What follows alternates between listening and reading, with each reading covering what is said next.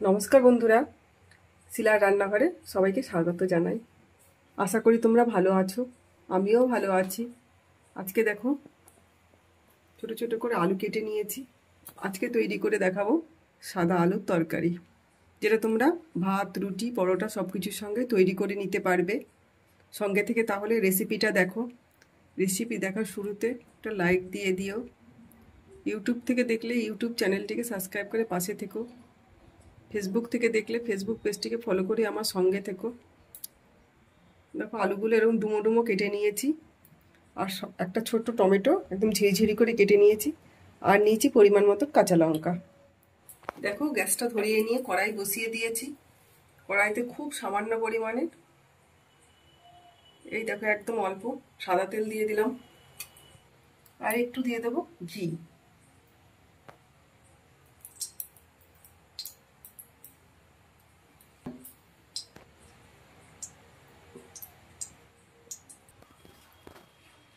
তেলটা আর ঘিটা ভালো করে গরম করে নেব। এটা গরম হয়ে গেছে, এর মধ্যে পরিমাণ মতন কালো জিরে দিয়ে দেবো। কালো জিরে সম্বারটা ভালো করে ভেজে নেব। কালো জিরেটা ভালো করে ভাজা হয়ে গেছে সোমবারে। এবার যে ডুমো ডুমো করে কেটে রাখা আলুটা মধ্যে দিয়ে দেবো। এই সাদা আলু তরকারিটা তোমরা রুটি, পরোটা সব কিছুর সঙ্গে তৈরি করে নিতে পারবে। মশলা ছাড়া খুব ভালো লাগে খেতে। ভালো করে নেড়ে দেবো।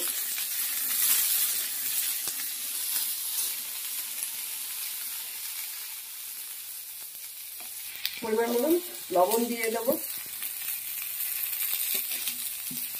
নেড়ে দেবো ভালোভাবে। লবণের সঙ্গে আলুটাকে নেড়ে দিতে হবে, মিশিয়ে দিতে হবে, দিয়ে ঢাকা দিয়ে দেবো। ওই ঢাকনাটা খুলে নেব।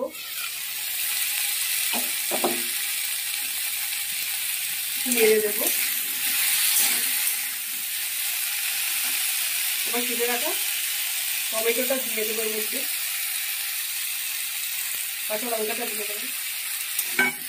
ভালো করে নেড়ে দেবো, আবার নেড়ে দিয়ে আবার একটু ঢাকা দিয়ে কিছুটা নরম করে নেবো। আমার এই রেসিপিটা থেকে তোমরা বাড়িতে তৈরি করে নাও। রুটি, পরোটা, লুচির সঙ্গে খুব ভালো লাগে। রেসিপিটা যদি ভালো লাগে লাইক করো, কমেন্ট করে জানিও। ইউটিউব থেকে দেখলে ইউটিউব চ্যানেলটিকে সাবস্ক্রাইব করে পাশে থেকো।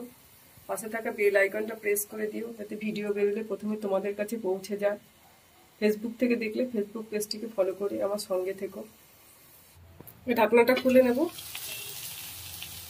দেখো টমেটোটা নরম হয়ে গেছে একদম। তো ভালো করে নেড়ে দিয়ে, টমেটোটা নরম হয়ে গেছে। এই তরকারিতে হলুদ দেবো না, হলুদ দিলে এই স্বাদটা ভালো লাগবে না। হলুদ ছাড়া তৈরি করব সাদা আলুর তরকারি। ভালো করে কষানো হয়ে গেল, নরমও হয়ে গেছে। এবার পরিমাণ মতন জল দিয়ে দেব, দিয়ে ফুটিয়ে নেব। গ্যাসটাকে মিডিয়ামে করে নেব। ঢাকা দিয়ে দেবো, ভালো করে ফুটিয়ে নেব।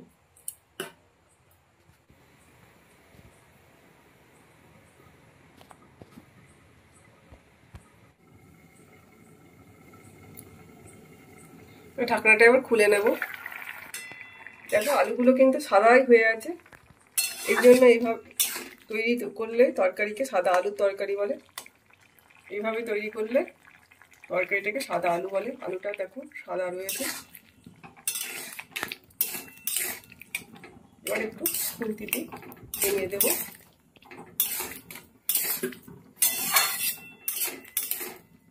তৈরি হয়ে গেল আমার সাদা আলুর তরকারি। এবার গ্যাসটা বন্ধ করে দেবো। এবার তরকারিটা তুলে নেব। দেখো এবার ঠান্ডা হয়ে তরকারিটা কত সুন্দর ঘন হয়ে গেছে একদম। এবার তুলে নেব।